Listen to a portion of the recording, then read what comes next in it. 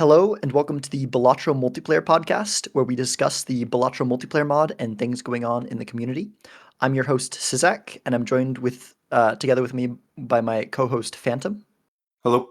as well as our guests, Jeff Dev Hello. and Block Attack. Hello. So today we're going to be talking about a couple things. First, Jeff Dev is one of the lead developers of the new Qbot. So in case you're not, in the multiplayer community or familiar with it, there was this bot that was like paid for this bigger company that would manage the matchmaking for the games, and it had a lot of issues. And so Jeff Dev has made one specifically for the multiplayer server. So we'll be talking a bit about that, and then we're gonna go into kind of the main topic of this episode, which is there's some jokers, such as Idle being the biggest one, that play very differently in the multiplayer mod versus normal single player. And so some players believe that certain changes should be made to them to change the way that multiplayer games work to make them, in some people's opinion, more fun. And some people think that the Jokers are good as they are, or have various opinions on how much should be changed, or whatever. So we'll be getting into that. But before we get into that, really quick, we'll introduce a little bit of ourselves. Well, first of all, the podcast is out now, not just on YouTube, but also will be coming out and is out, the previous episodes, on Spotify and Apple Podcasts. So if you prefer listening on those platforms instead, I'll go ahead and probably link those in the description or something. And you can, if you'd rather listen there, that is another option for you now. And Phantom. Yep, I'm Phantom, otherwise known as Phantom Balatro, on YouTube and Twitch. I'm competitive Balatro multiplayer player. I'm on the dev team sometimes when I actually decide to code. Jeff's been more active than me recently, so shout out to Jeff, and the other devs. 10-time tournament winner of the first playoffs, and try to stay in the top 10 as much as I can. So that's enough about me. Move on to Block. Hey, I'm Block Attack. I'm also another competitive player, usually within the top 10 now. I started like around 4 or 5 months ago, but I've just been playing a lot of games and just trying to improve a lot. I'm Jeff Dev. I'm not as much of a competitive player as the rest of these three, but I have played a lot of Balatro multiplayer. Joined up like the server like maybe like a year ago, or probably not even that, like 7 or 8 months ago. But my primary role now in the server is obviously working on the new Qbot that we have that we'll discuss in a moment, as well as just generally being active. I've played a lot of games, maybe if I'm including all the last season's games, like 250, 300 games. So I know generally like how the game works and how it plays and everything. I'm not amazing at it, but I understand at least like the metas and what's kind of going on in the game and stuff. So yeah, so I guess we'll just jump into the new Qbot stuff. Yeah. Okay. Well, I didn't really plan this out, but That's fine. Just tell us just kind of a general, and then we can all ask questions, and just hear like what's been for going on sure. with that. So, I mean, as Sizek mentioned, there used to be a bot. It was named MeetQ that was created by a much bigger team of people. That's like a much more it's like a very professional grade bot that could do some queuing, had ranked systems, all of that, but it wasn't really fine-tuned very well for the Balatro multiplayer Discord.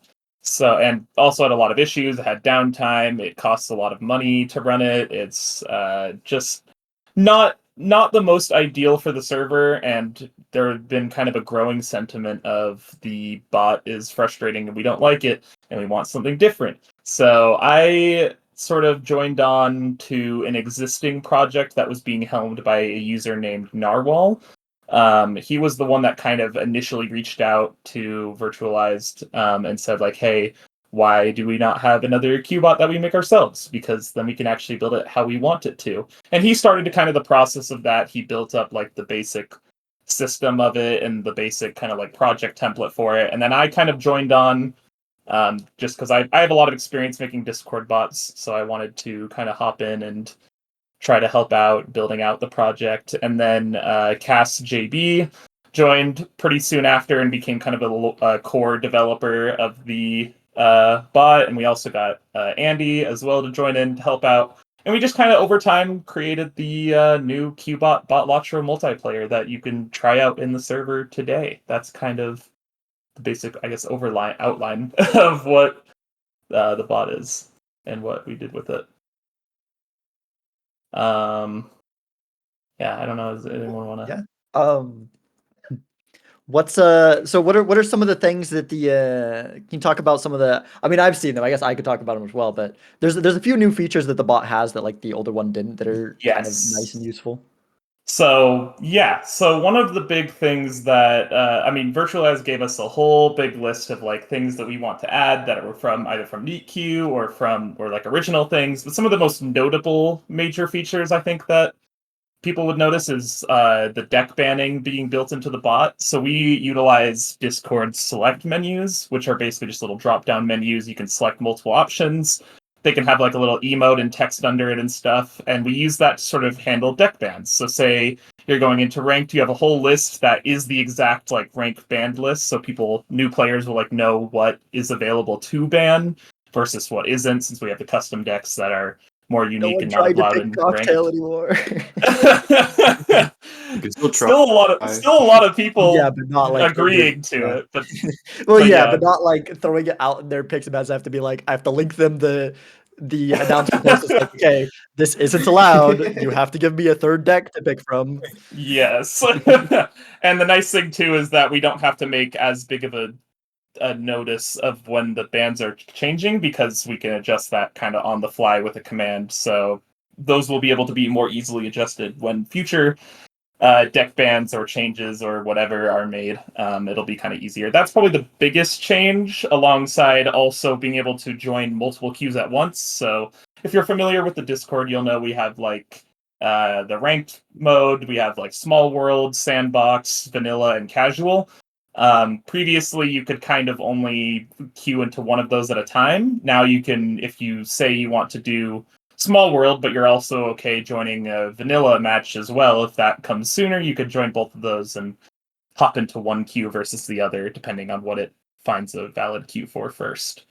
Beyond that, there's also just a lot of under the hood improvements and things like more data being tracked. Like we can track what deck and stake is played in a match. We can track we have more direct access to like the API, since we create it. So the website can have a lot more data once it's all kind of updated, and just a lot of other. I mean, you can have like preset deck bans to show or to like set which decks you want to ban just by clicking a button if you have like the exact same type of decks that you want to ban every time.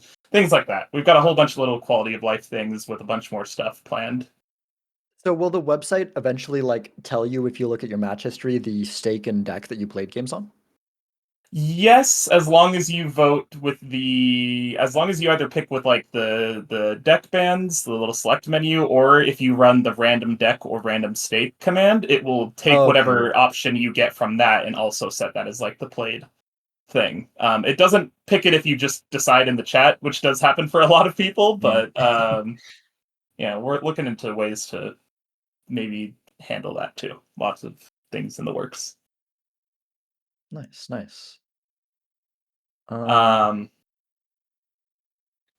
yeah, I could talk about. I guess I could talk about the development process a little bit. I mean, there's not. I won't get into like super crazy technical things or anything, Yeah, but probably. I If don't know there's if you have anything that any. would be like interesting to Yeah, viewers, yeah, they yeah. probably don't want to hear code details, but like No, yeah, I'm not going any to give out all these significant, crazy code right? details, of course, but um, yeah, I mean, first of all, before I really like go into anything, I want to give a huge, huge shout out to Cass JB, who was absolutely like did a huge amount of the work on the moderation and strike system and BMP CTU stuff and all the good stuff that like the mods and helpers need to be able to do what they do was put together by Cass. So huge shout out to Cass for doing that. I told him I would give him a big shout out on the podcast. So doing my due diligence there. yeah, if anyone was curious, we made the bot in JavaScript, well, specifically TypeScript, and that's been pretty fun. I mean, I've been making Discord bots for a while, and it only took about 2-ish months, I think, for us to create, but there was definitely a lot of hiccups and bumps along the way. I mean, anyone who's been in the server the past month knows about the first week of the bot, which wasn't the smoothest launch. When I tried to, wasn't it both times, like twice? I went to go stream, and then the bot just immediately broke when I started streaming. I was like, oh. That's also there was like Yeah. there was no delay in like MMR, so like as soon as I went in, I insta queued with like a stone player. I'm Yeah. like, oh. So, I mean, when you have a bot that has this many features and has this many people using it at once, I mean, the server averages around 40 to 50, maybe around probably closer to like 30, 40 matches, active matches at every moment of the day. When it's queuing that many people and creating that many channels and creating that many things, Discord rate limiting becomes the problem, which is where Discord limits how often you can create a channel or how often you can rename a channel or how often you can send messages or delete messages, things like that. So when we first created the bot and released it, despite the fact that I thoroughly tested it quite a bit in our personal server, there's only so much that I could do testing it with just me.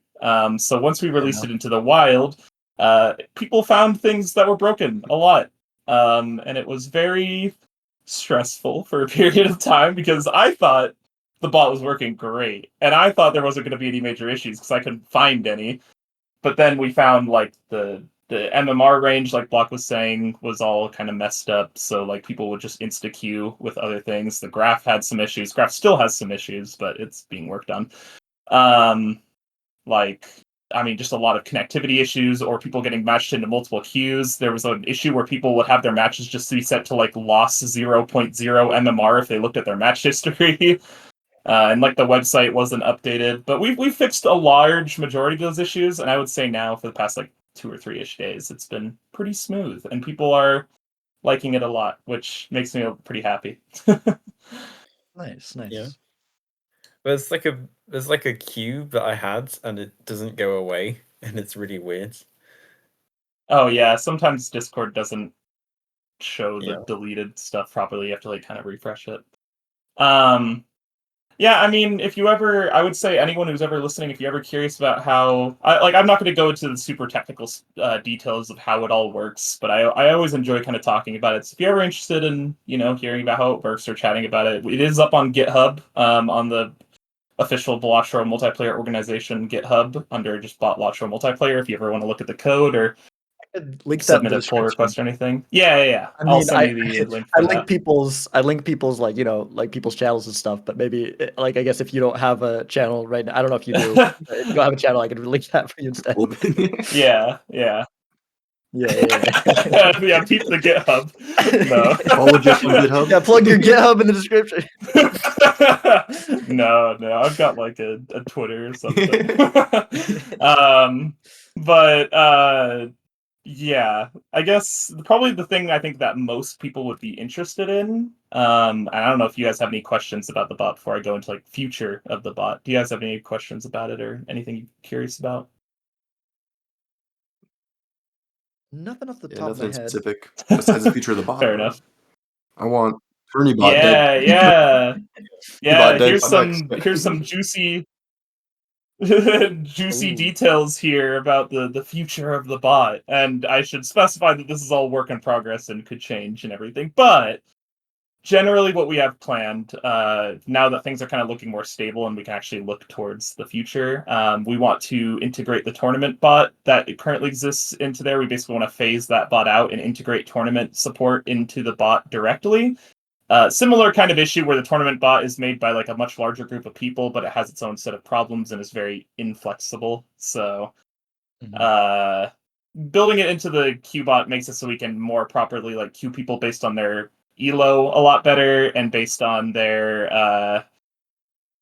and like have the matches count more. It's kind of hard to explain why, but it will make it easier to run tournaments in the future, and we'll be able to do a lot more custom stuff with that. I mean, I can Yeah, explain Um, seeding, which is horrible. Oh yeah, oh yeah. You want to talk about the seating system? It's really funny. So right now, the current turning bot doesn't actually have an API. So basically, you can't talk to it with code. Is the TLDR. Um, and so what we do now is I wrote a script that you run it on your computer. It goes and grabs from the NeetCube API, which is what we used to have. So it's like it says, hey, what is everyone's MMR? And then it takes that and puts it into a leaderboard on NeetCube by pasting in messages into like a dev channel. It like copy pastes it and sends in the messages to like change the Yeah, MMR on the like TurdyBot side, it's a and then very it hacky solution. hey, it works though. So what do we get to have a It button that does. It says, hey, does seed work. them according to MMR? That would be great. It would just automatically do Mm-hmm. all of it. Is essentially how it'll work. Like you just start the tournament and it'll just like run and do its thing. Is in the ideal Yeah. world. We still have a lot of Yeah. work to do on it, but I'm excited for that. it'll make it. Yeah, and we'll Like, also be able to do things like if we have a specific set of decks that we want to have or a specific stake that's forced, we can kind of force those things in the channels as well, which will be That makes nice. sense, yeah. yeah, like currently it doesn't work. It like sleeps a half an hour and then suddenly halfway through the tournament it starts working again and everything goes. Yeah, It's so great. I saw how recent in the I think it was the most recent tournament, Lava, the one of the people that's very involved in organizing and running these tournaments, was having to do all of the all of the stuff for the tournament manually, like just making threads in Discord for each matchup when there was over 64 people in the tournament and they were having to it was it was like, man, I Chaos, you're actual chaos. Like respect to it's Lava. ridiculous. Yeah, no, huge respect to Lava for that. It will be made into a whole much more integrated system that'll be a lot cleaner. Another thing I have talked a little bit about to people, but I will kind of talk a little bit more detail about here is that we want to integrate into the mod directly in the Hey, yeah, future. So that's something I've been wanting because that's something that's come up in the podcast. Actually, I think a couple times before. A recent episode we had Bean talked about how important and desired that was. So yeah, so to be clear, we're not necessarily looking into the option of queue like handling everything in game because the helpers like being able to have like that transcript and being able to kind of pop into the chats and make sure that the matches are going okay and everything in server. But what we want to do is integrate things like have the game create a lobby and then it sends that lobby to the Discord bot and then that lobby code gets posted by the Discord bot. So then you don't have to like it's not like a kind of game of like who's going to create who's going to create the okay, match yeah, channel, which I've personally experienced a lot of times and it just is annoying. Like it's like who do you already have one up? Or do you not have one up? You know, like the bot will just kind of create one based on what the rule set is and what the lobby is, kind of automatically, and then it will handle things like the stake bans in game, and it will also handle things like the deck bans in game. So then we won't need to like worry about any weird Discord stuff with that. It's just once both players get in, they ban their decks, they ban their stakes or whatever. They can vote for like a specific one if they want to play something specific. Just handling all of that in game and then also being able to like get the exact deck and stake that they played rather than just trying to guess based on what they pick is another kind of major thing, and just various things like that. I mean, being able to like maybe get status updates in the channel of like how the game is going, which might be useful for like tournaments or something, you know, like there's a lot of fun things that we would be able to do, but we're sort of waiting on virtualized to sort of rewrite the server to be able to send out all that information and pick it up by the bot. But that's one of the big plans that we have that we're really excited about. I did want to bring up the topic a little bit more. I know you said it's not even being really considered, and that's fine. But I'm Right, just right. curious, like if in the far off future, is there some way that a queue system within the game could be implemented? Like I get the reasons that there's issues for it, like like you said, the helpers need access to the chats. I think it also helps Right. with like detecting cheating and stuff to have more things, more control over stuff. But I also know that like Bean has said, and I think that probably a lot of casual players would it would definitely lower the barrier of entry if they didn't have to join the Discord in order to match up with other players.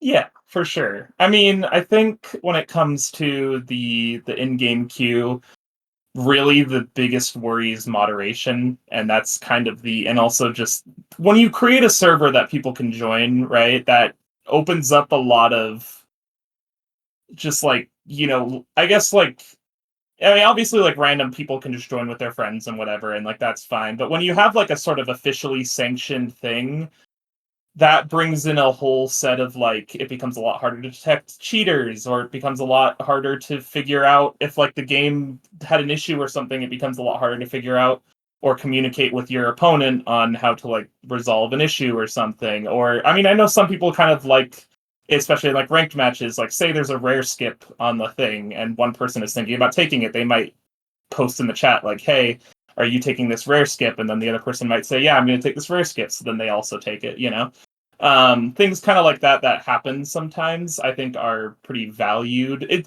To be clear, a lot of this is not really my jurisdiction. I'm more just kind of one of the people that works on that helps out with the mod. I mean, I've created a few things for the mod. I helmed the new settings menu, the lobby settings menu that got redesigned. I did that redesign, as well as adding in a few like improvements to UI here and there. But I know it's very possible to do. Like, it's not something that's impossible to create in a code way.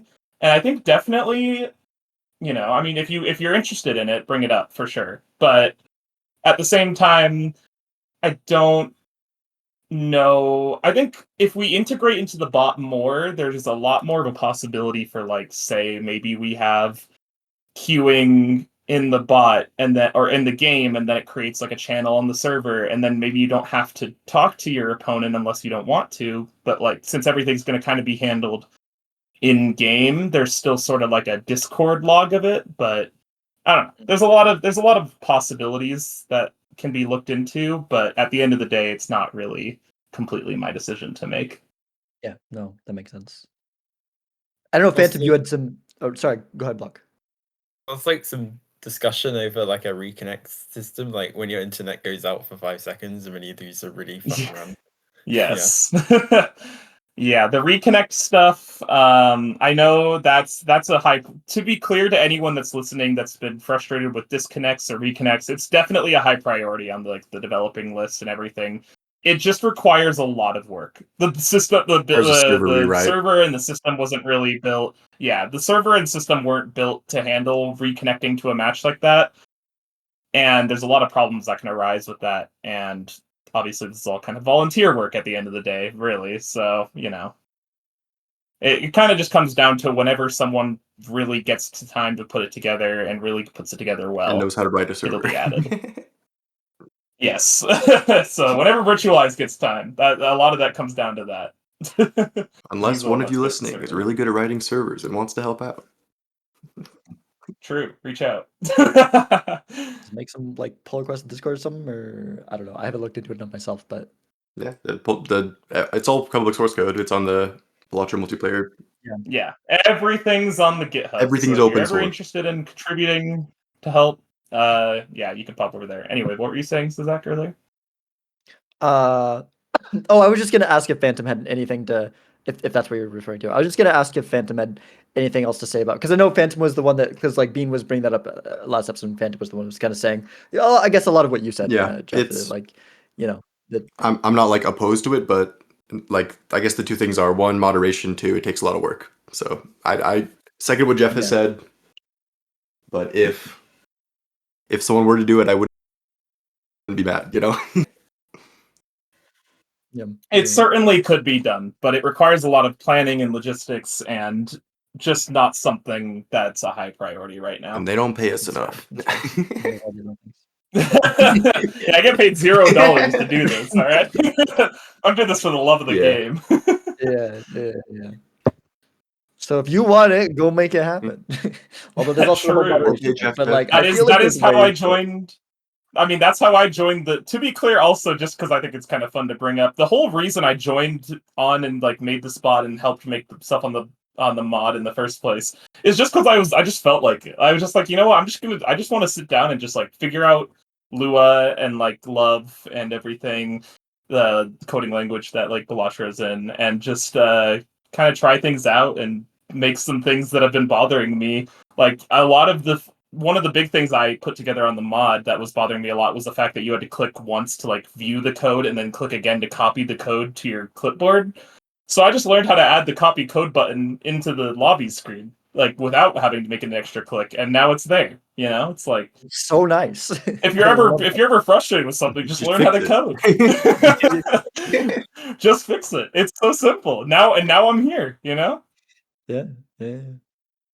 Learn to code, kids. Learn how to ask AI to code for It'll you. do you good. Oh gosh, Welcome to no, the no. future. Oh boy. Oh gosh. Different discussion. Different discussion. That is a very different Anyways, discussion. Probably not for this podcast, as much as I would love yeah. to talk about that.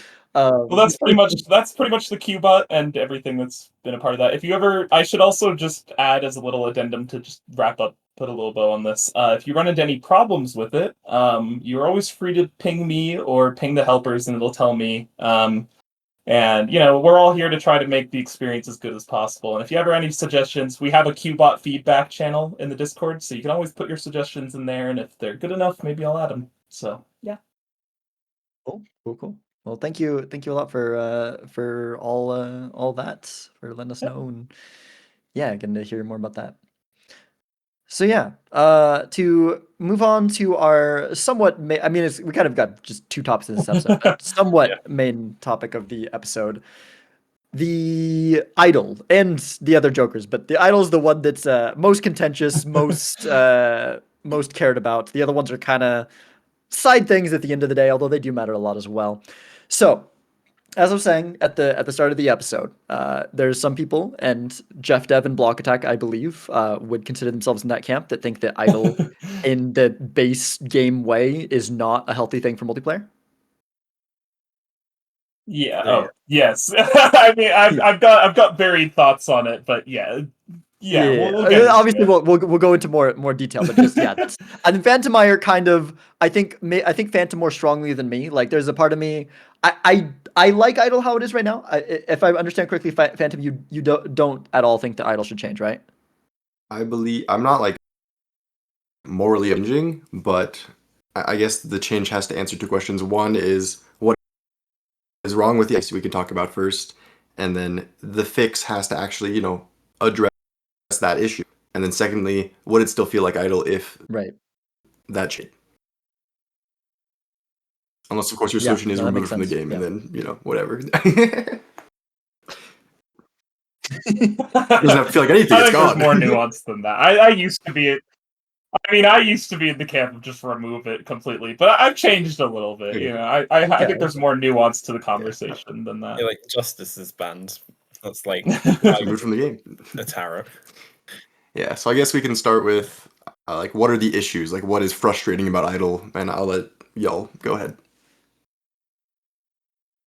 So like yeah, with Fidel, one of the issues is like sometimes it's hard to make a decision to skip. Sometimes if I have my deck that's 50% of the card I want to hit and 50% not cards I want to hit, and I'm in that small blind shot, like if I do skip, then I'm losing out on a lot of blinds. I could be losing out on money. I could be losing out on trying to find a blueprint or a sock and baskin. But on the same time, if I don't skip, there's always a chance that idol just misses anyway, and that feels kind of frustrating. Is one of the main feelings.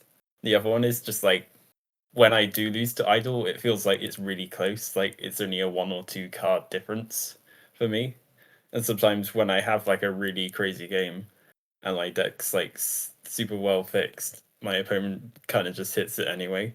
So it feels like sometimes like I like how makes deck fixing like is more encouraged with idol, but sometimes I feel like I get the worst end of it, if that makes sense. I think to just also add my thoughts to it.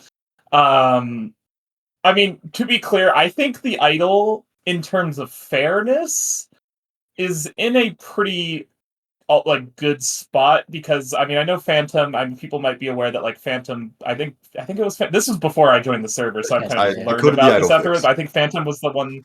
Yeah. Yes. Idle created the Phantom created the idle fix, which basically makes sure that it doesn't sort of sort, because the way that idle works, and we won't get fully into it, but the way that idle works is I that feel like like it this creates is a whole the set third of. time. I think this is the third time we've talked about. Like we've had 5 episodes. I think this is the third time we've talked about the idle fix. You continue briefly talk about it. It's just funny Oh, that okay. it I comes up didn't. so Sorry, that's often. my bad. Like, Well, people already know how the idle fix works, then clearly, but it just makes sure that if it will always kind of pick in the same way for both If you really want to players. know, there's a video on my So in a way, channel. like it's Go watch it. Yeah. fair. yeah, Yes. I'll link that again. If you don't know how it works, just go watch that video. Yeah. So Oh my I God. think my issue is less that it's not fair and more that it just feels like, especially with the fact that it's one of the few Jokers in the game that's an X2 molt Joker, it really feels like when you see it, if one person's built around it and if one person's kind of built around it to prepare for it and one person hasn't, then it becomes very difficult, I think, to kind of pull back against an idol, which is kind of weird to me as just an uncommon Joker that's like not in the single player game. I mean, it's good in single. It's like all right in single player, but it's not like. I mean, it's mostly good for like the long term high ante runs. It's not great for like the kind of 1 through 8 games. Probably the absolute worst Joker in just Gold Standard. Yeah, yeah, not like there's a lot of good issues, and I mean, there's also problems with like there's nuance to the conversation, like I kind of said, but I think the big problem is that unless you're playing directly Gold Stake, it feels a little bit more dominating of a Joker compared to other ones, just because of that fact that it has like that 2x molt, and one player can build around it, and one player might try a different thing, but if you run into an idol later in the game, then you run into whoever deck fits better pretty much wins unless they really aren't building properly in other ways. So I think that's kind of where my issue lies with it, is that a lot of matches become idle games, which just is a little annoying to me. I like having variety in my games. Like, one thing I would add to it is that there's Baron and Mime, so it kind of like a high card archetype, and that's really rarely used because Idol has like 4 retrigger jokers, and Baron only has the Mime.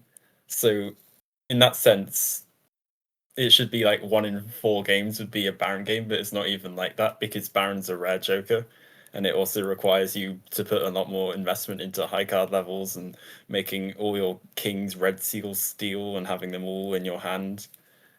And sometimes it just doesn't even win Right. against Idol. I still feel like 1 in 4 games do end up being a high card game though. Even if it's Yeah. not Baron, just It sometimes is very popular of a game type. This is true. it's strong. Like It is I know it's strong. like it's become a meme. There's the whole flow chart. If you haven't heard the The flow chart, flow where it's chart. like all get if multiplayer rank game is a high card game.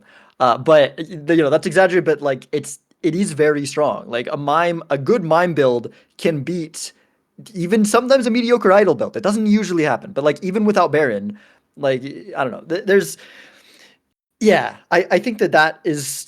I think that the Baron Mime still stands as its own, and I don't think Idol needs to be nerfed to let it shine. And I think that well, I get what you guys are saying. I think that the thing is, you want to be deck fixing anyways, right? Right. And it's not always the person that's more deck fix ends up winning because Idol can hit for both players, including the person who's got a little bit less deck fixing, and you can still win an Idol game with the less deck fix deck if you have better jokers or better, enhancements on your cards and stuff. Yeah. I guess what I would say Like, as a response to those two like issues or problems with it is that like this is in the end it's a poker roguelike and it comes down to risk mitigation. So for example, like with block attacks, like the first thing that he mentioned was, hey, sometimes I don't know if I should skip, and you just have to, what are the chances, you know? If it's 50-50, it's like, am I willing to take a 50-50 chance to miss my idol on this blind, which will allow me to get farther in the shop? And you just have to decide if that risk is worth it. If you're on 1 life, maybe it's not. If you're left, maybe it's worth it to try to risk that. And it just depends on the situation, and that's the game. It's, hey, should I reroll one more time before PvP? Because what's the chance there's going to be something there? It's like that's the entirety of Balatro is what do I like? What are the chances that this is going to happen? And you try to play to maximize your odds of winning.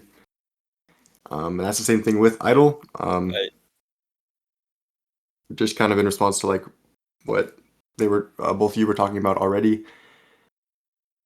Like it is very strong, I'll admit it. But like if you got rid of it, it's going to be something else. This is what happened with Glass. Yeah, I mean, We got rid of it. Now everyone's complaining about the idol. You get rid of the idol. Now everyone's gonna play about Ancient Joker. And then when Ancient Joker misses hearts for you, you're gonna be like, "I'm so mad. My opponent built into spades." And now we're complaining about Ancient Joker. And we can't remove everything. right. That I do totally understand, and I think I don't. This is also partially why I don't think idle needs to be like fully removed. I don't think fully removing idle is the solution because, like you said, it'll just jump over to Ancient Joker, it'll jump over to Bloodstone, or it'll jump over to completely Mind Baron. Like I think this issue is more interesting when you look at it more broadly, as there's just a very defined and strict meta in. I mean, retriggers are like the big thing with Balatro, and obviously you can't get rid of retriggers. That's Yeah, not necessarily what I'm that's high scoring in suggesting. Balatro, period. But yeah, it's just I think a lot of the big issues that people have, especially with things like Idol, but more broadly, like things like Idol, Baron, Mime, Ancient, Bloodstone, things like that, is kind of just that a lot of games can end up feeling like you're always building to one of those outcomes, which, at least in my personal opinion, is probably the biggest issue I have with the Mime, is just the fact that it always feels like you're sort of building to that, or maybe to Mime or Baron or something. And I think it feels a little bit more lame. And this is jumping ahead a little bit on our things that we wanted to chat about, but like the avoidance of kind of changing other vanilla Jokers. I feel like a large chunk of the vanilla Jokers are just not that useful in multiplayer unless you're playing in Gold Stake, which is another thing. It's like, Play more gold stick. Not enough yeah. people do it. The problem with Gold Stake that I have is I hate -1 discard. It Yeah. sucks. It just doesn't feel good to play. Okay, So I don't my like hot playing take that. is that there's Take. nothing wrong with -1 discard. What was that, Phantom? Spectral Stake. Shout out to Steph. We'll play that. Can we get Spectral Stake in ranked, please? I just want to replace Gold. I want to No, replace Gold Use the Stake. no, bot I deck, use the strongly bot deck, disagree. you can Okay, do it. let me talk about that. Let me I can talk do it. I about can this. do it. Okay. That's Okay. I don't that's terrifying.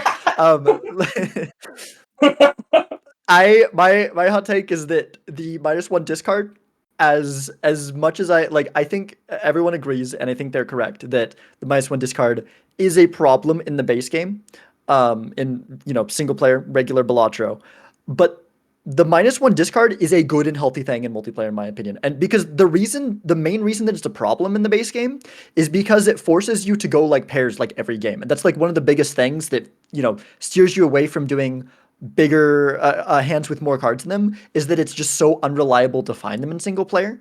But that's not a problem in multiplayer. In fact, the -1 discard makes pairs actually like niche viable in Gold Stake, even though still usually you end up wanting to go for 5-card hands. But like it makes it sometimes worth it because the pairs are more reliable. You can go for the safer option of going for pairs, and if the right things come up for them, sometimes it can win games. And it the -1 discard makes it more viable, and it makes the 5-card hands more risky. And the fact that you've got extra lives and you're not just trying to have the consistent scoring and stuff means that the -1 discard actually increases balance instead of forces things to one thing like it does in single player. So I think the -1 discard is a very good thing. I'm just waiting to Yeah. see what local I funk see your does. point. Like, Yeah. That's true. It is eventually going to be adjusted one way or another. Yeah. But I think that is a fair point to make about it adding more kind of balance, because you see less of the card that you're looking for. I think that's fair. Yeah. I I always think just hate what playing Block was around it, one. but I also get it. Yeah. It just feels horrible when you like bottom deck that card you really need to win that PvP, or like just to live the blinds. Sometimes you're forced to take jokers that support you playing a big hand, like the family and Photo and Chad, and then you have to hold on to these, and then you have to rely on getting like a four of a kind to get out, and it feels kind of horrible. Yeah, but that's like I feel like that's like Phantom said, it's risk mitigation. Like Yeah. sometimes in Gold Stake, you just decide you're not gonna go You for just that. die. Like maybe the family is not gonna work out. Maybe it is, but what was that, Or Phantom? sometimes you just die. But yeah. And You you got 4 sometimes you just lives. accept the life Use loss. them. Like that's Yeah. another exactly. Yeah. Exactly.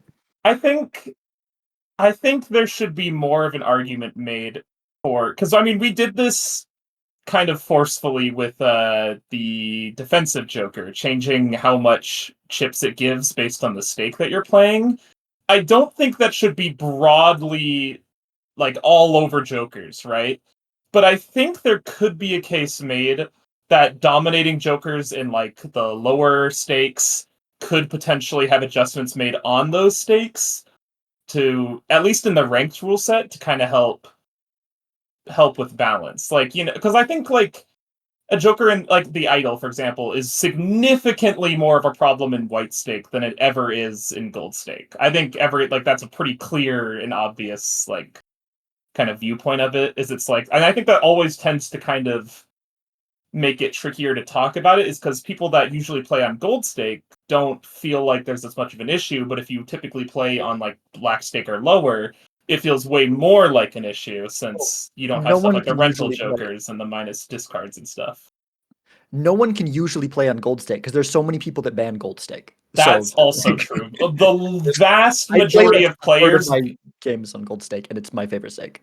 the vast majority of players are under gold ranks, so they can already veto into white stake to begin with. And then on top of that, if you never want to play gold stake, you don't actually have to. I mean, you can always vote down to at least what, like black stake or something at minimum. I don't know the exact logistics of that, but you never actually have to play gold stake ever. And you can kind of force your opponent to never play gold stake. Yeah, it's Or like my 4 point. It says there's like a graph, and it says like 4.5% of games are on gold stake. So yeah, So I think a lot of these problems get more exacerbated by the fact that a lot of games just aren't being played on gold stake because a lot of players just don't feel comfortable playing games on gold stake. And I think that's not necessarily an issue that can be solved, but I think a good way to look at it is trying to introduce fixes that make it less dominating in those lower stakes for at least a few problematic jokers like Idol or things like that, you know. You know, it could be solved, and no one would like it, but you could have changed the banning thing to force. I don't know exactly how you do it. Maybe you only get like sometimes you like like it comes up with two stakes banned from the beginning, and then sometimes you're forced to play like each player only bans one. Sometimes you're forced to play at least purple. I don't know. People probably wouldn't like that, but I don't think that would be very popular, but that is an interesting idea. I don't know. I mean, yeah, like waiting for that judgment fix as well. That was implemented, and then it kind of broke the game, so we kind of Oh, the forgot about sticker that. fix. Yeah. Yeah. Yeah. Like personally, I really like the format that we use in the playoffs for the best of 3 because then you can force someone to go to a certain stake, but that's just not reasonable yes, for a ranked rule set because then yeah. you're locked in for 3 hours maybe, and like who's gonna like you know you can't just like I'm gonna play a quick play a match before I go to work. I have to maybe go 3 hours if it goes to the game 3. Like that's just not reasonable. Right. I think maybe an interesting solution could be if you're maybe above lucky, if you're at lucky or above, you have to play it at least black stake at minimum. So it's like black, purple, gold.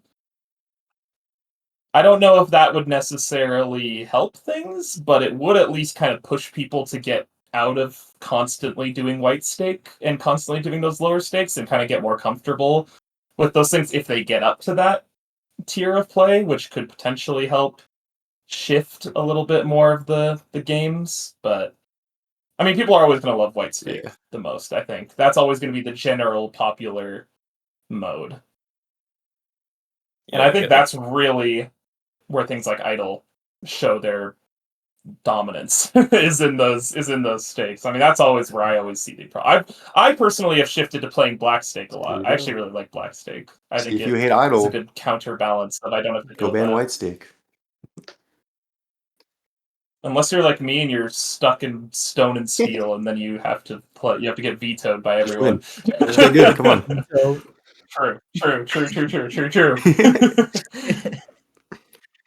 but let's bring it back a little bit to the you know the topic at hand and stuff. I mean, we've been kind of touching on it, but we've kind of gotten sidetracked as like the main focus. Right.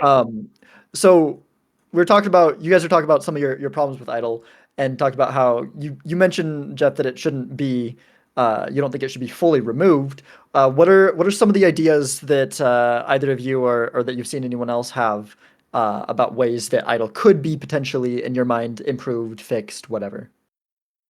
I guess one way would be making it rarer, so less games become an idle game. Would be one thing. I Like, think Yeah, just switching it to rare. on that note, I don't think changing it from uncommon to rare alone helps. I think there is enough problems with that I used to be in that camp and I'm not anymore. But I do think perhaps on the note of like making it more rare is maybe sort of creating a sort of weighted system for how often jokers can appear could be a good way to do that without changing its rarity. So making stuff like idle, ancient, barren, mine, making those a little bit less common to appear, so there's less dominating idle games or like things that you might be forced to use other jokers for a little bit longer. It would shift it a little bit from, like what normally would happen with a in a Balatro game, but I mean we already have multiplayer jokers and whatnot, so also more multiplayer jokers, I think would help. But that's sidetracking it. Sorry, Block, I didn't mean to interrupt your thing there, but it's fine. I think that's one way to implement that without changing its actual rarity. Yeah, I mean, in a way, that would just be increasing its rarity in a behind the scenes kind of way, because that's what rarity is just here's separate I think it pools would that just be are a more separate confusing way of values increasing of rarity. Yeah. here's how But like not rare I they was are. thinking about the weighted thing. I think really the big Was problem that? that a lot of people have is just there's just a lot of games that end up like that. So reducing its rarity would at least make it so that there's games that have a little bit more games often on lower stakes that have different outcomes, but I don't know if that would really make a huge Yeah, difference. I just think personally it wouldn't make that much of a difference because the quote unquote problem with white stake and it's so enjoyable is because there is so much freedom on what you can do. You can make so much money. It's so easier to beat the blinds. You can use all of your resources, all your hands, all your discards on making much. And so with all of that freedom and all that money, you're gonna Right. reroll and you're gonna find the really good stuff.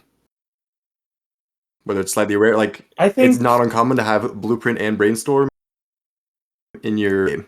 And so just add another rare to that, like you're probably gonna find idle too.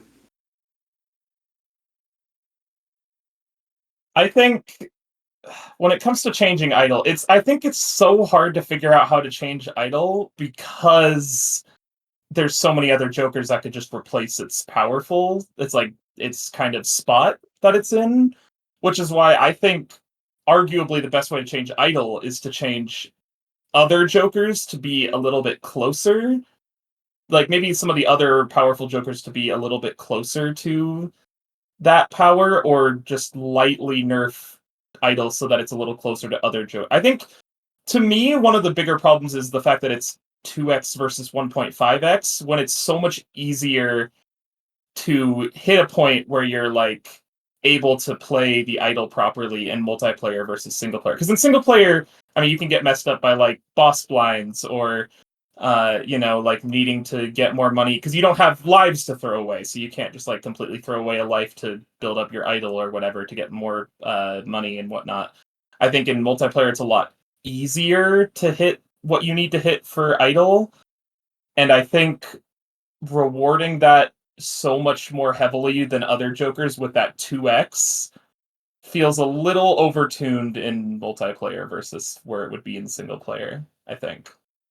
It's I feel like the thing is it's still by far the hardest one to get the 2x out of, right? Like, yeah, there's the other jokers are fall way behind it, but it is so much harder to make an idol work than it is to make a bloodstone or an ancient. Like you have to warp your deck around it and stuff. And if it doesn't hit, it just straight up doesn't hit. You just don't get anything. Like it's just Right. I mean, unless you can However, pull off it, but when you're looking at the other jokers, right? Like I mean, Bloodstone's got the 1 and 2. So I mean the 1 and 2 chance. So unless you have oops, that one's inconsistent and annoying. I hate that. Um I hate that card. and with Ancient, like it doesn't pick the suit that it does based off of your deck. It picks off of, just like randomly. It doesn't pick the same one again, but it picks like one of the other 3 options. So you can't there's a little bit more like risk involved in that unless you go into wild cards. But if you go into wild cards, then you can't do stuff like get glass or get lucky or get the whatever the red marked molt one is. I can't remember forgetting the names now. But like there's things that you can't get when you're going into that thing. But when it comes to building for idle, I mean, you're still getting like you generally building into the having one of the same kind of card is like always beneficial. I mean, for Baron and Mime, it's beneficial. For Bloodstone, it's beneficial. For Ancient, it's actually not unless you're using wild cards. But I mean, I think Idle might be the hardest one to build into, but it's the easiest one to pivot off of compared to all the other ones, I think. If it doesn't go well. I don't know if that makes sense. I feel like my argument started falling Yeah, apart there in the middle. I just agree with Sizak in the fact that Idle is harder to use, it's harder to set up than the other 1.5x jokers, and so it is stronger. Period. Yeah. 1.75 times is just Yeah. awkward. Yeah, 1.75 times. Like I if it's saw 1.5, then 1.75 it's just a times worse ancient in- joker. Yes, that I do agree with. And then Ancient Joker becomes And the now meta, everyone and hates that has ancient its joker. own Great. problem. Yeah, I just think Something will be the I don't know. I think strongest and on white money to find it. it's such a tricky problem to solve because I get really sick and tired of seeing it, but I mean, I understand where Phantom is coming from, where it's like, I mean, what can you do to fix it that doesn't just create another problem somewhere else? It's like the whole kind of game is built around jokers like that, and it's tricky to fix that. Like in Um, there are some games where like the seed's not very good for deck fixing, or it's just a horrible seed, but you're taking idle anyway because it's idle, and like you have to work around the card it hits right in the boss blind because there's no maybe the deck's really bad for deck fixing, so it does come kind of like your decks are slightly different, so you hit slightly different cards, and it gets a little awkward like that. Like you might both be seeing a sun card, but you might be hitting like a different suit based on like if it was hitting an ace versus a 2, for example. Yeah, I think that's where I like idle the least. Those games I feel like are annoying and random weird RNG decides them sometimes. And I'll agree that's really annoying. Present a solution and I'll code it up. I haven't heard one that makes sense. That still feels like idle. Like the one that, Phantom's perfect solves all the problems is it always picks your most frequent card and its power scales with how many copies of that card you have. But that doesn't really feel like idle anymore. But it does fix the Yeah. problems, so I wonder if there's like a maybe this is crazy, but like if it hits a one of for both players, like forcing it to be the same suit for both players, what if you don't have that suit? maybe that Or causes more what if you problems. don't have that like sometimes it matters that one's a Or face no, like card just and the other one hits an making ace, even though they're the same suit. Like that could be more important because yeah, one is soft. Like yeah, like it's you'd have to factor those things as well, like make sure it stays or doesn't stay as a face card, and make sure that it's a card that you still have a one. Like I don't know. It's just that sounds like a nightmare I to mean, yeah, code with edge cases, bro. perhaps one option that I just barely thought of that could sort of keep it in its idle state, but make it I think the idea of what it should be is that it should be. I think an ideal solution is that it's maybe less strong but a little bit easier to build into, so it kind of fits into a sort of category of like the really strong endgame jokers. And I think maybe one way to do that would be removing the suit part of it and changing it to 1.5x. So then it's kind of like it picks a number or like a face card or something, and you play all of those, and then it gives you 1.5x for all of those. So then it's sort of like an opposing thing to ancient, and then it's kind of like you can kind of play around the numbers or play around. I feel like a lot of the big problem is that if you don't build exactly the same way as your opponent, you can get really punished, and I think that at least reduces that heavy punish feeling, what can feel really bad, while still kind of keeping it as an idle thing. It's like still the numbers are like the most important part. I mean, it would still do the same I thing guess then it's where still one player misses, the other one doesn't, and then you still lose. right, but you would have a little bit more wiggle room on it. Like it wouldn't just be like, oh, you didn't like you it hit your eights, like it hit your eight of spades when you only have like one of those, and the other person built into eight of spades or something, and they got that. That's obviously just a random card example, but like then it would come it hit an eight, so then maybe you can build off of like other eights that you have that, or maybe other ones while you're still kind of deck fixing and still kind of utilize it. And then since it's 1.5x, it's like other cards will still kind of be powerful. I don't know. I mean, it's like it's a tricky problem to solve. I just think the big issue is that it feels really, really bad when you lose to an idol. More so than I think a lot of other cards. Yeah. Which I don't. Yeah, I think that's probably the. I think making strides to try and make it feel less frustrating to lose to an idol is probably the better way to go.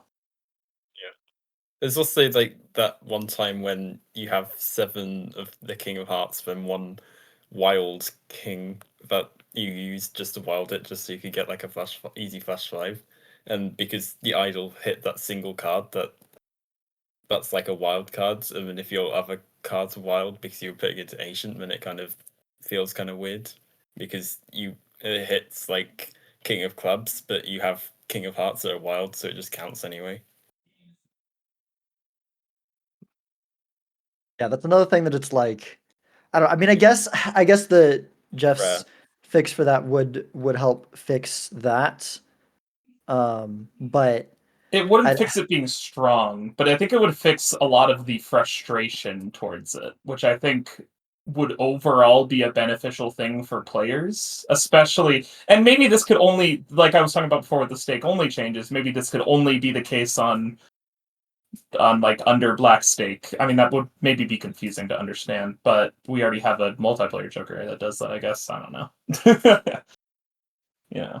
I think this brings up a good segue into sort of a broader topic about this because I feel like that fix, like there's maybe some potential good to it, but there's like there's pros and cons to making a change like that, and Yes. the my thing is that I don't personally think that it would be a good idea to introduce a change to a vanilla Joker in the ranked rule set unless it's like extremely clear and like that we're confident that it will improve the experience just like broadly because I am of the opinion that and this is a whole related but different topic that I also wanted to touch on here.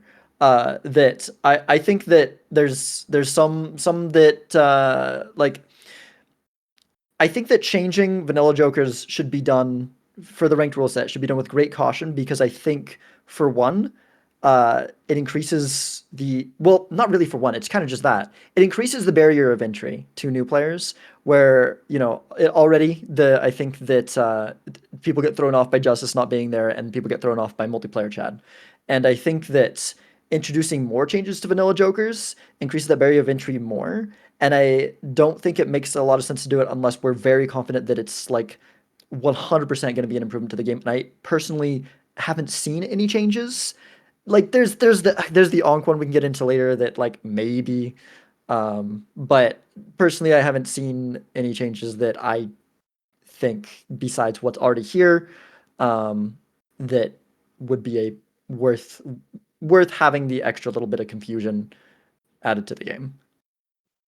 Yeah, I think seltzer is a very relevant Yeah, but part it's of this conversation here as well. But yeah, no, we'll talk about seltzer for sure. We'll talk about seltzer for Yes, sure. yeah. That is yeah. gonna be But another I thing. think just there's some discussion about in general, as like the concept this is I was talking about, I agree. Where it's like, do you gain more than you lose by making this change? And as far as the idle goes, I don't think I personally have seen one that I agree, hey, this one fixes idle enough that it would be worth, the change to making a different idle. Besides the one I already did. Blo- yeah. Block, was there something you're trying to say? I have two things. One, like, I think I understand like the power of idle. That's a little thing, but like that's for me the bigger issue is like the frustration over the power, if that makes sense. Hmm. And like the second thing I said was like we were talking about like changing it so you get less money when you die to lives. That isn't really a vanilla feature, but there was some discussion about that. Yeah, I'm more like that's actually I 100% like the idea of that change. So someone in when you die in multiplayer, you gain life, gain money for when you lose life is sort of like a comeback mechanic. I personally, the issue with that is it often does not end up being a comeback mechanic because Win in more I feel mechanic. like in 50% of the games, the first person to lose a life is actually ahead. Yeah, to win more mechanic exactly. And so it just further incentivizes playing the long-term strategy. And as someone who does often play the long-term strategies, I think it would be healthier for the game if you didn't have that quote unquote comeback mechanic that doesn't feel like a comeback mechanic.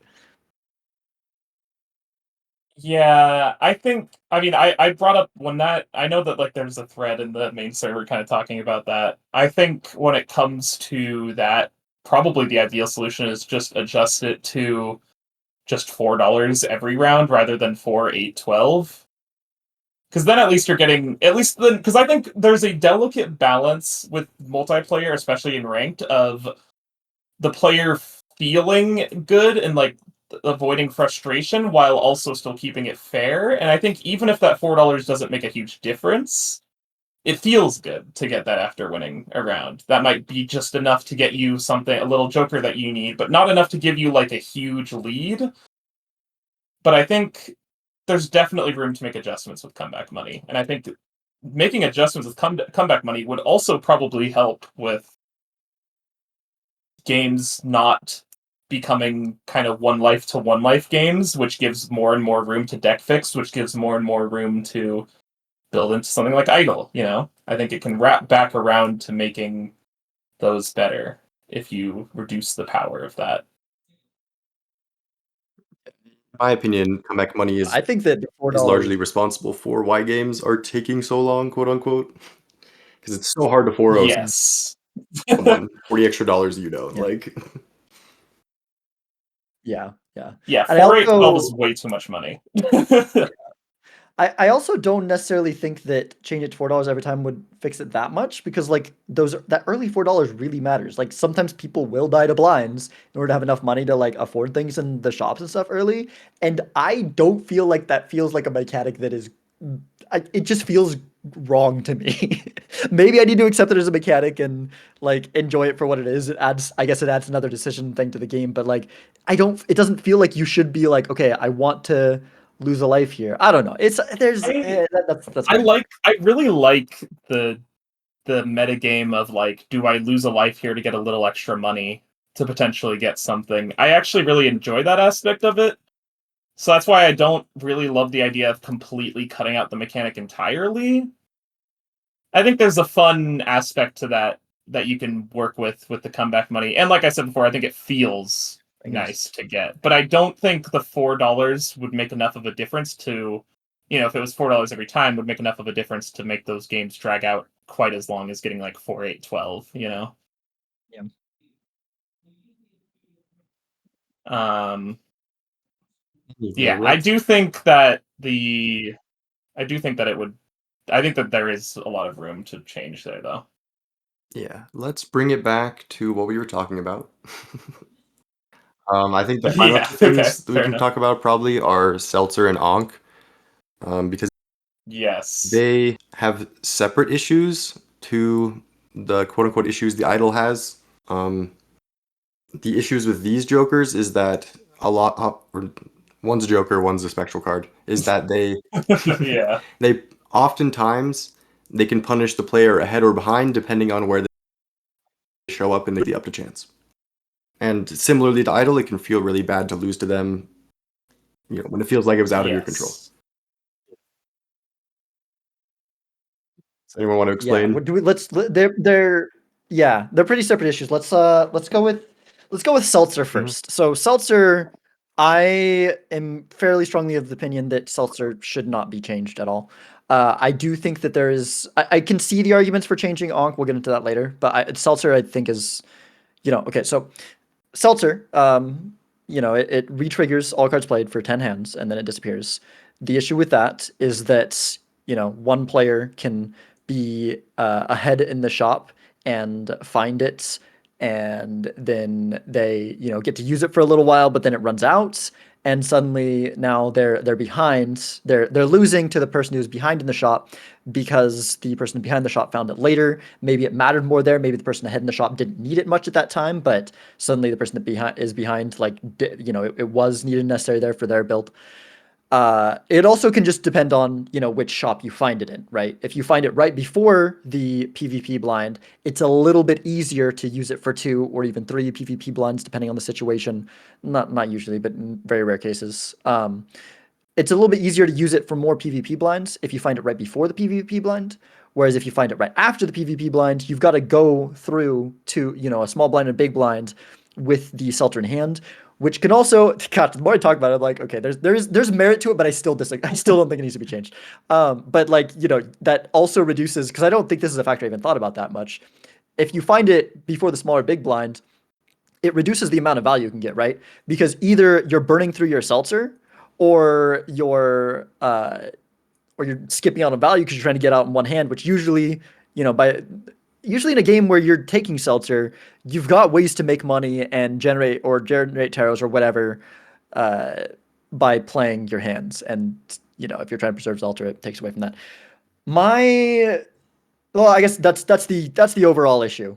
Um, yeah, I guess. I Yeah, go ahead. When it comes to Seltzer, the thing about Seltzer, right, I think, is that arguably it is even more so than that, probably the most frustrating Joker to play around in multiplayer, just because of just how easily you could screw up playing it, and how much of that screw up can be kind of out of your control based on, again, like you were saying, on where you find it. But also, I think, like, its effect is so strong that it can feel really. It's kind of tying back to that frustration thing. It could feel really frustrating when you just played around it badly and then got really heavily punished for it. Which, I mean, obviously is part of the thing, but I think there's a lot more issues going on with it because it's like every hand that it's played, it goes down. So if you find it like later, then you don't get as much benefit. Or there's a lot you were saying. I'm trying to, like, I guess, recap it into my words, but I think when it comes, and also to bring up an extra issue with Seltzer, is the whole stalling and PvP blinds thing, which was largely fixed by the rule set of ranked, saying that, like, oh, the lower player has to play, the lower scoring player has to play their hand, but that just kind of feels, it's like the only Joker in the game where you truly have to, like, play like that, and it feels kind of weird that we have this one singular Joker that forces this one specific rule to come into play. I mean, there's reasons to play around to, like, have that rule, but I think that Joker is probably I the biggest reason. I would argue in over 50% of PvP blinds, it is more optimal to use that rule and not play when you don't have to gain more information. I don't think that Seltzer alone is necessary for that. I think that I honestly, sometimes my opponents just don't worry about that rule and just go, and I'm like, ooh, I feel kind of mad. They're just giving me free info. This is actually extremely beneficial to me. And I think that more people should realize how important it is, how important information is in this Even game, and how denial of much it, information like, for your opponent. if you don't have to play. Yeah, yeah, yeah, yeah, yeah. Because, like, sometimes even just if they play first, like, even if you're not risking glass or anything, even if it doesn't matter for value, sometimes it's better to let them play first so that you can go barely above their score when you could beat it by like 100 times so that they don't realize that they're in panic mode and need to take risks, right? Because if you're beating them by a lot, but they don't know it, they might just keep going for the more safer strategies, and then you increase your chances of winning that game. So there's a lot of reasons. There's a lot of reasons to, sorry, this is getting a little bit off topic, but I Yeah. don't think that Seltzer is like I the think cause of that. I don't want to dominate the conversation with it, but I think Seltzer is a big information thing where it's like when you get it, how your opponent's playing it can change how a lot of games go a lot, and it's tricky to more so than other ones since it doesn't stick around, you know? It's like those 10 hands become extremely important to the whole game compared to a I lot of other things. I do think that's interesting to play around. I think that there are issues to it, but I don't so I kind of explained what the problem was, but I'm also maybe the person here that's most against changing Seltzer. I don't know, Block Attack, do you have opinions on Seltzer?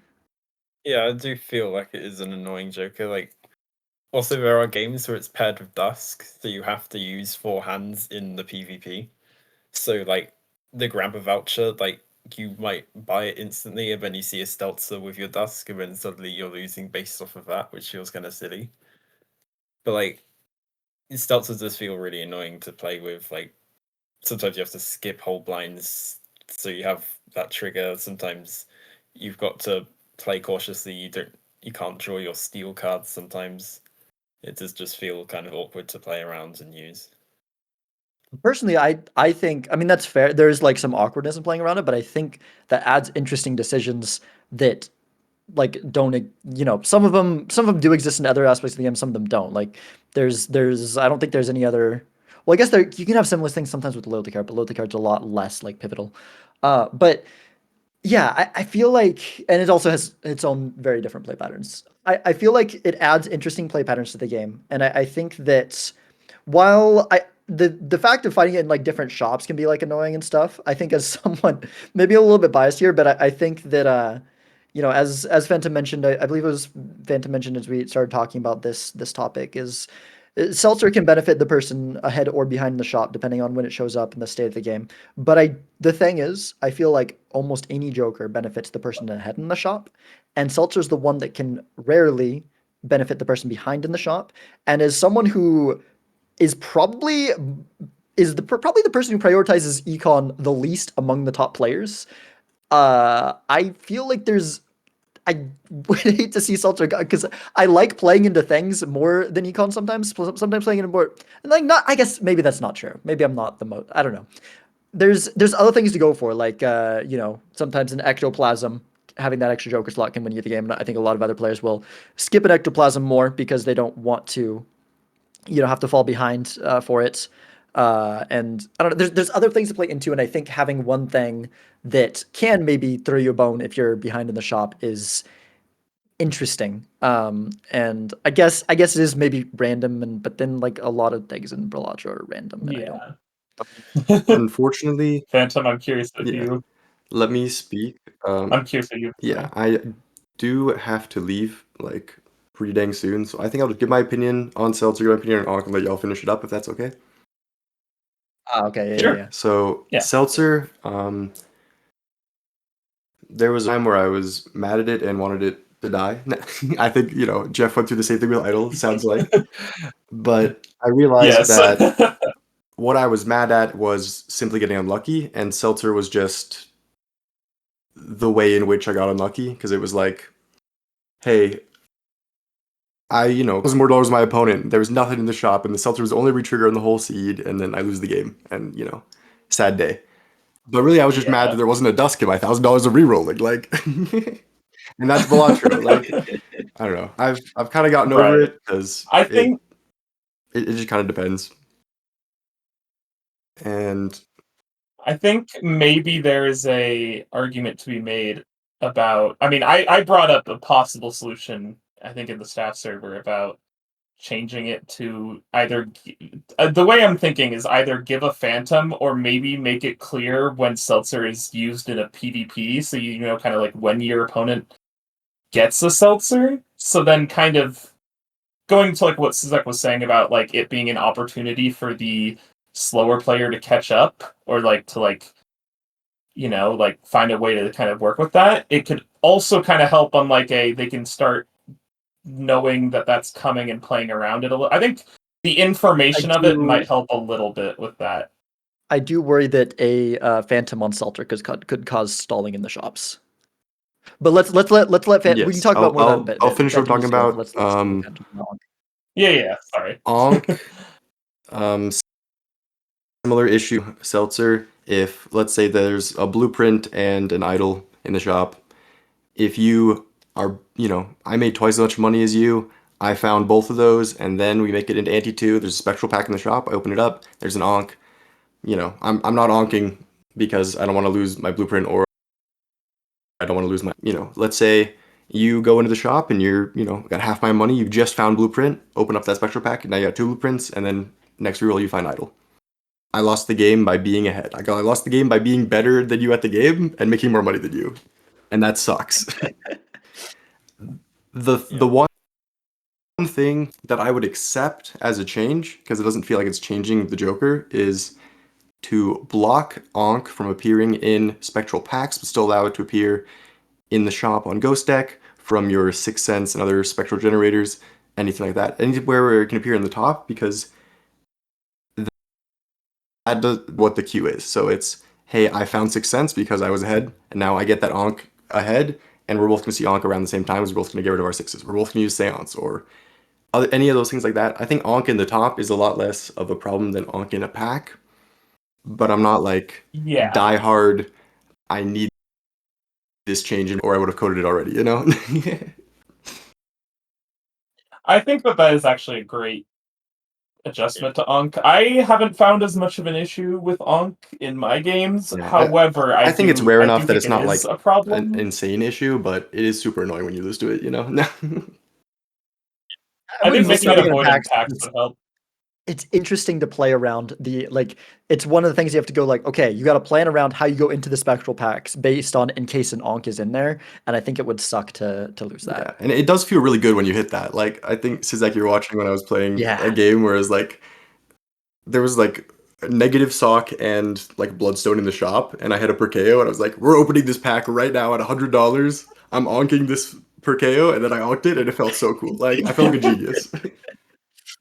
Yeah. And my opponent did not I onk. think there's a degree of RNG that shouldn't be lost in Balatro. And I think there are definitely some games where you could just lose to like making a bad call that you couldn't really predict fully very well. And I think that that's important to keep because that is Yeah. Balatro. No, and so I guess So I'm fine with it as is. The only change I would accept is the one that I suggested. And I do have to go, so I I think will that's a good let change, personally. I'll finish up. See y'all later. Peace. All right. Thanks for being Sounds here. good. But yeah, anything else about Onk? I can see it. Like I can see it being like an okay change. Personally, I don't like it. That's the one more than any seltzer idle change that I'm like, okay, if a bunch of people agree, if we really want to do this, it's not like a super game breaking thing. Although I still feel like it'll trip people up because, and that's something I want to talk about a little bit more. Just Sure. kind of the overall philosophy. Anything else specifically about any of these three Jokers, or sorry, two Jokers or Spectral card before we talk a little bit more about overall philosophy about changing things for ranked? Yeah, like it does feel frustrating when it happens, but when it should happen, it should be rare when it happens. So like it's not having an Ankh in a pack decide the whole game every 1 and 2 games. That's not how it works. It's like Right, quite exactly. Yeah. Yeah, it just I think sucks when it's probably fine as is. But I've said my piece on all the Jokers. I think it's a very complicated discussion that's tricky to find a good solution for. Like Phantom was saying, like you need to have a really good solution that solves all of its problems, and sometimes that solution either just doesn't exist or is really hard to come up with without changing what Balatro is. Right, right. Yeah, speaking of that, changing things up, changing up Balatro and all that. I think that Jeff Dev, you and I, we we had quite a discussion. It was like after a tournament, so I think that's probably why I was maybe a little bit more like just like I don't know. My brain was all over the place. I I just like won a barely remember 7 hour this tournament. conversation. It was. I mean, I'm not in general chat often, so I think maybe I remember it a little bit Yeah. more. But I remember you were because basically I generally am of the opinion that we should strive to change at least for now.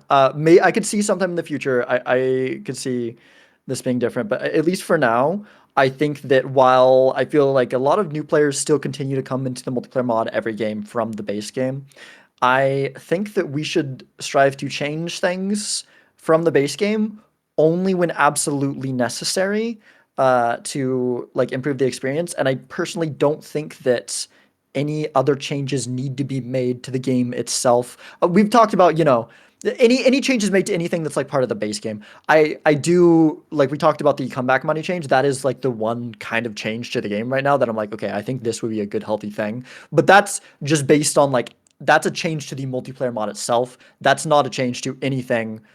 It's a change to something that the multiplayer mod adds. It's not a change to anything from the base game, and it's not an additional an extra addition that the multiplayer mod's making. That's just changing something that's already within the multiplayer mod, and I think that's perfectly fine. But I think that in order to make the game as inviting as possible for new players, because we want to grow the player base, we can. There's a lot more that we can do. The more players that we get involved with this, for tournaments and just for, just queue times, even like all sorts of things that are better if we have more players joining. I mean, for me, as a streamer, multiplayer is helpful if more people are watching. Yeah. But Yeah. just in general, and it's just fun. It's just fun having more people. And I think it's a great game, and I think that the multiplayer mod is like a very unique, fun experience that like I haven't had anything quite like it in any other video game, and I think that just being able to spread it to more people is a cool and good thing. And I think that making changes to the gameplay that steer it further away from vanilla, because there's already some changes that definitely make it different, right? The multiplayer jokers change it, which personally I don't even like having the multiplayer jokers in it, but that's kind of a whole nother. Well, I mean it's a related topic. I don't know. We can talk about that one maybe, or maybe that's just maybe we've maybe we're going on too long. But yeah, that's pretty much it. I think that less changes should be made because I think that's making it friendly for new players, and I think that the game is in a good, fun state as it is, and so it doesn't need changes personally. So, thoughts on that? Yeah, I think like the vanilla part of the game should stay the same. Like I think maybe the multiplayer chat I wouldn't see too much of an issue if that was reverted back to the normal one, because that was made when the order wasn't there, so like photo chat win the game. But now that's kind of less of an issue. So maybe I see like people watching streams, they just ask like, what? Why does chat have a person in the right? And then it's like because they have to explain the whole multiplayer chat. Maybe that could be considered being reverted in a way. I think multiplayer chat should just be how base game chat works, but that's a different conversation. I actually really like that change. I think it's just more interesting overall of a Yeah, I do Joker. like it. It just maybe newer players don't really like it. The Yeah, I thing, think it's like a good change from gameplay's perspective, but I don't know that it's good enough for the confusion that it adds because it does seem to add a lot of confusion. the But yeah, like problem. Oh, sorry, I didn't mean to interrupt you. Continue. so like I think it would be nice to like change some of the multiplayer aspects, like because we as multiplayer jokers, they're not that powerful. They don't really impact the game that much. But there's also the multiplayer decks, which I do really like. I think it's probably a really good addition to the game.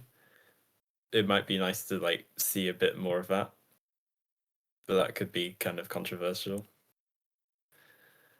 I think as fun as the multiplayer decks are, I think and Phantom's kind of said the same things we've talked about it in previous podcasts because we had a whole Yeah, episode where it was just us talking about the decks, and I think that I think that like we both kind of agree that making them part of the default experience for like ranked and stuff and part of the picks and bans is It's hard because I do very much enjoy Orange and Violet deck, but it's hard because it does also at the same time, if you're forced to like make sure you have to like pick or ban these and like figure out what they are and stuff, and it's another barrier of entry. I do think that I think that those are definitely less problematic in that sense than changes to other things within the game and just adding on the multiplayer decks. And I do think that the ones that were added were the ones that I feel if they're if you're gonna add any two good choices. But I don't know. I feel a little bit iffy on that even because I just feel like, especially as one thing I've talked about this before a little bit, I don't really want to change things much when we still are eventually going to have a big content update. It's not going to be this year anymore, but I'm a good chance it happens sometime next year, and then there's already going to be changes from the game itself that don't have to be added, and then I don't know. I So when it comes to the whole confusion for new players thing, I think is where I have the most.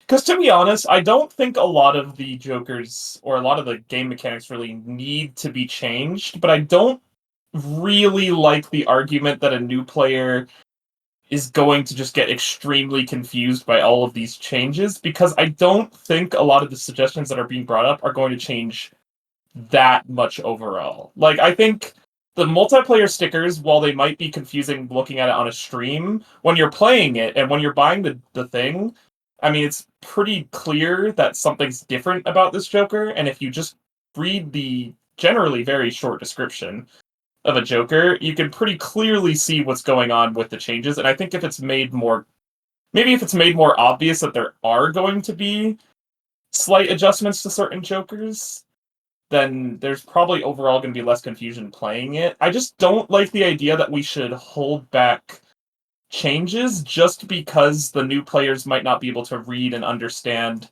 the changes while they're playing.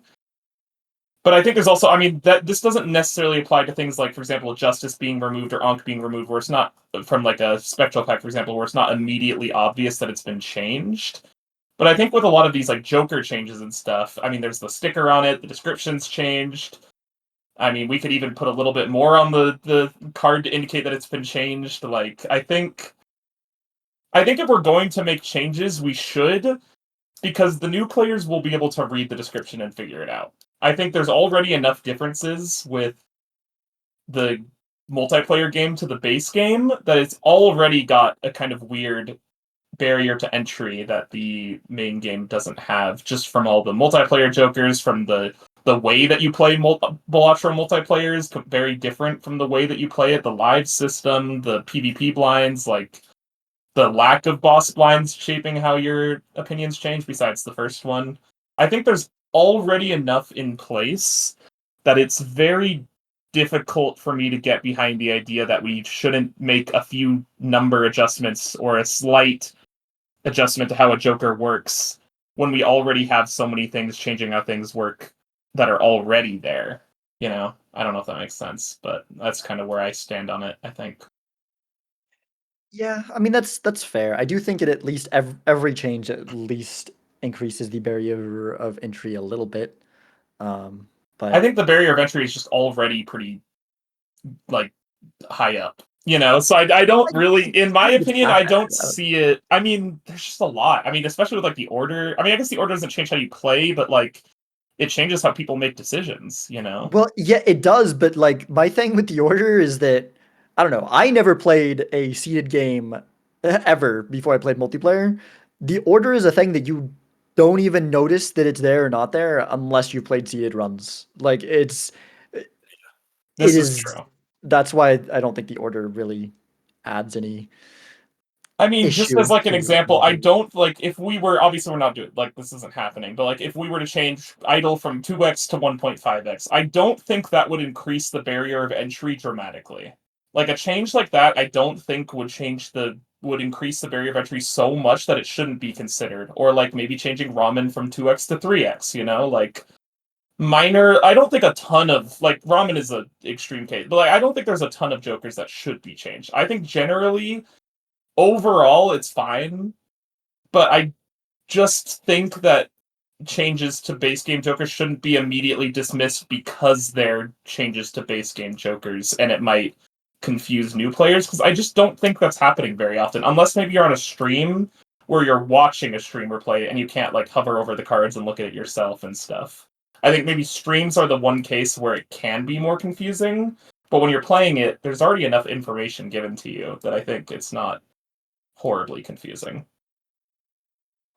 That's very. I don't think it's a huge thing. I guess maybe I am a little bit more biased because I see it from a streamer's perspective, but I just think that like it just I don't think that I don't think that change should be dismissed because of that, but I think it should be like okay, I think that any potential change would need to have a very good reason in order to increase the barrier of entry like at all. Like it and I think that a lot of the suggestions like I said, I haven't seen one that I think would be a you know, net very clear positive improvement to the game. And so I think if, there's like if this was a game that was, if it was an original game, if it wasn't a mod for another thing, it'd be a little bit more open to like, okay, we'll just might as well change things and see if it's better. But my thought is like, if it works and if there's some cost to changing things, like why change it? Yeah. One thing I really love is how the tournaments like there's wacky rule sets like you're playing on Ascendant Stake or you're playing on Cocktail Deck or you're doing some thing like you're signing that up. You're signing up for that like it's a separate mode. I think that's really good how it's like more experimental stuff and more newer stuff because like if there's a newer player, no one's forcing you to take part in a tournament. Yeah, we need Perhaps more weird tournaments. perhaps with the addition of the new Qbot and more flexibility in adding and removing queues, maybe an interesting idea is alongside weekly tournaments, maybe having like a weekly kind of wackier queue with like wackier changes or rule sets, and then we can kind of use that as like a because I feel like Sandbox originally was a place to test out weird changes, and now it's kind of just Steph's thing, which is fine. I mean, shout out to Steph, he's great. But Yeah, but I I tried think Sandbox once. I did not like a single change there. I think that's part of why I'm like another part of why I'm so resistant to changes because I tried that. I'm like, nah, I game's think good as it is. I don't like these. Sandbox is several steps too far to actually fully change, but I think it could be interesting having a weekly style queue that like shifts its rule set every now and then maybe try out maybe use that as a ground to try out like an adjustment to a vanilla Joker or try out like a new kind of rule set or something, and just kind of see. And the Yeah. constantly shifting aspect of it, I think, would help keep it a little bit more active than something like Sandbox. Yeah, no, I think However, I that's don't a cool know. idea. That's a cool idea. Maybe Yeah, worth I bringing like up that. in there. We should probably wrap it up here, though. Yeah, no, we've been it's gone kind of long. Probably, I might end up. You might see some things from this discussion cut. So no No offense if worries, some of no your things you worries. guys say get cut, but this episode went A pretty. lot. It went pretty long, and I don't. I totally get it. Yeah. But yeah, thank you all. Thank you for watching. Thank you or watching and listening. Thank you, Block Attack and Jeff Dev for joining us. Thank you to Phantom as well, though he's no longer here. Yeah, It's not like if he's you dead, though he's no longer with us. he's no longer with us. No, he just he had to go. But yeah, yeah. Thank you guys. If anyone's got any opinions, go ahead and post in the YouTube comments or the Spotify comments because there is a commenting thing on Spotify. I think yeah, it's weird to me that there's a commenting thing on Spotify. I don't know why that's weird, but it's just kind of strange to me.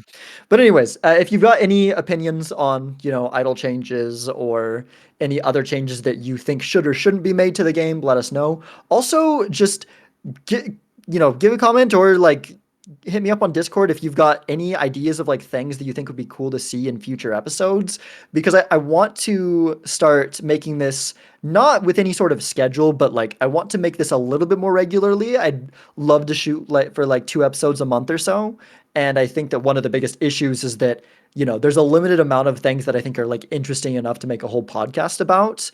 And like I could talk about aspects within the game and stuff, but I feel like a lot of things like that are more useful to have a video with visuals on. So it's hard to find things that are like, we want to talk about. It's like you want to talk about more meta stuff here than just like specific like gameplay things too.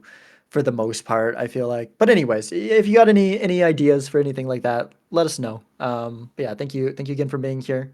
And yeah, Block Attack and Jeff Dev, if you guys have anything to, shout out or plug or whatever as we're going. Like, thanks for watching. This is really fun to do. Thank you, Zach. Yeah, no problem. Yeah, thanks to Zach and thanks Phantom, even though you're not here right now. Follow me on Twitter, twitter.com/robotzerg. It's not Jeff Dev because I couldn't get that name. I'll link. Yeah, I'll link that It'll be description. linked. Follow me Yeah. on GitHub. Yeah. And try the new Qbot, please, and give me feedback, please, and tell me if you like it or tell me if you don't like it. Any feedback is good. That's all I want to plug. There you go. There you go.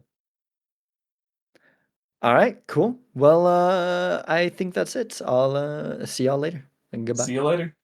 Bye. Okay, cool. Boom! We did it.